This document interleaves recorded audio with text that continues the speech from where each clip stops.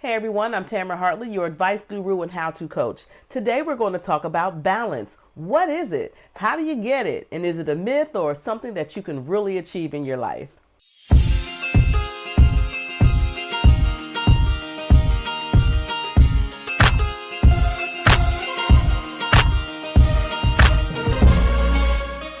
There's so much talk today about family life balance, work-life balance.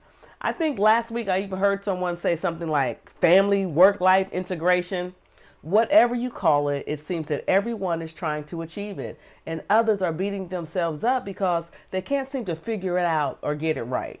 As a speaker, an author, an entrepreneur, a wife, a mother of 5, yeah, I do a lot, and sometimes too much, just like you. But the question I get asked most often is, how in the world do I find the time and energy to do all the things that I do?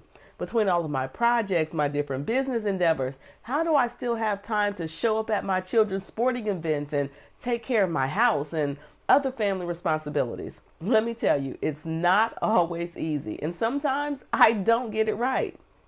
How many of you know what it's like to be torn between what you really want to do for yourself or what you need to do for your business, and at the same time, you realize that you have commitments and responsibilities to your family and your children. So you're kind of torn between what you should do and what you really want to do.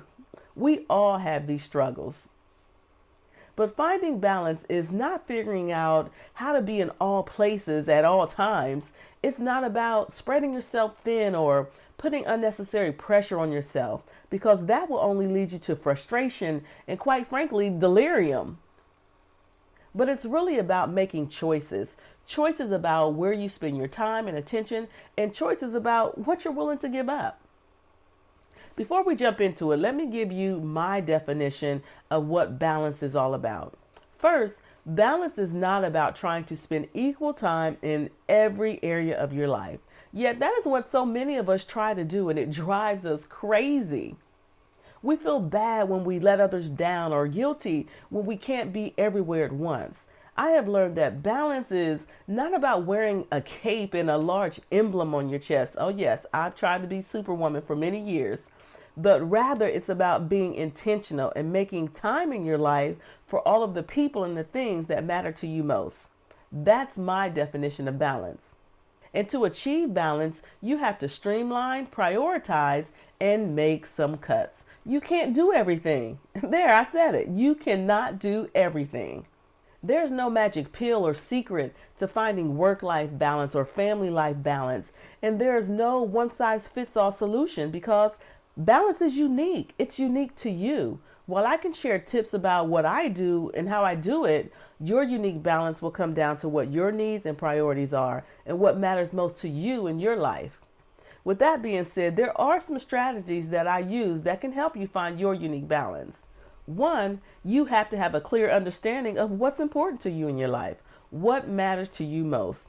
I have a tool that I created called the F Factors.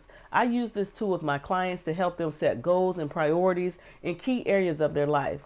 In fact, I'm going to attach a link below where you can go to my website and download a free copy of the F Factors. I think this will be a tool to kind of help you begin to identify your priorities and what you truly want in your life, what's important to you. 2, you have to make room for what's important.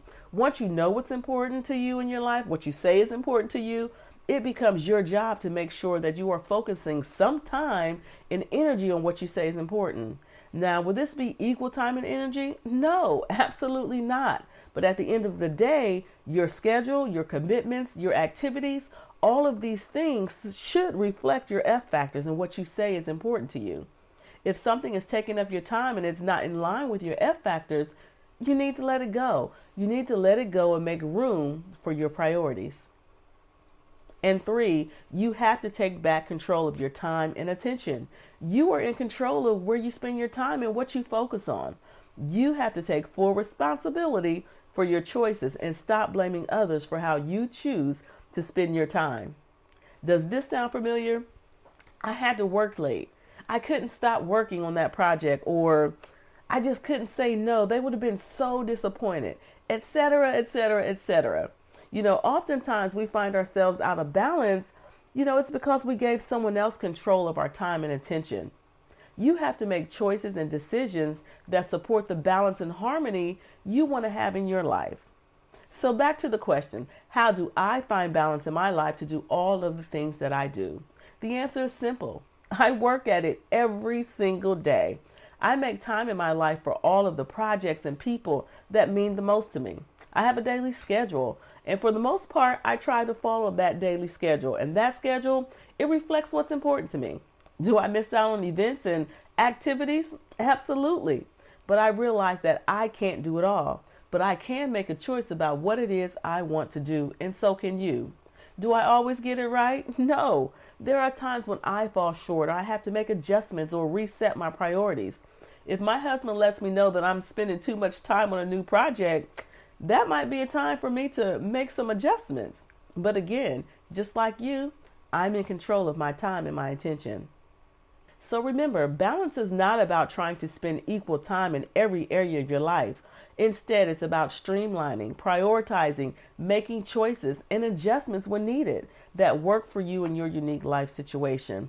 Don't compare yourself to me or anyone else for that matter. No one has it all together, despite what we look like on the outside. And we all have to work at this thing every single day. I hope you got something from this episode that you can use to make some positive changes in your life. If you enjoyed this episode, please be sure to like it and comment below and share with others. And don't forget to download your free copy of the F Factors worksheet. I really believe that will help you begin to define what's important to you in your life. Let me know how it works for you. You can connect with me on Facebook, Twitter, and Instagram. Also, let me know if there's a specific topic that you would like for me to cover. I love getting your feedback and suggestions. Thanks for spending your time with me today. I'll see you same time, same place next week.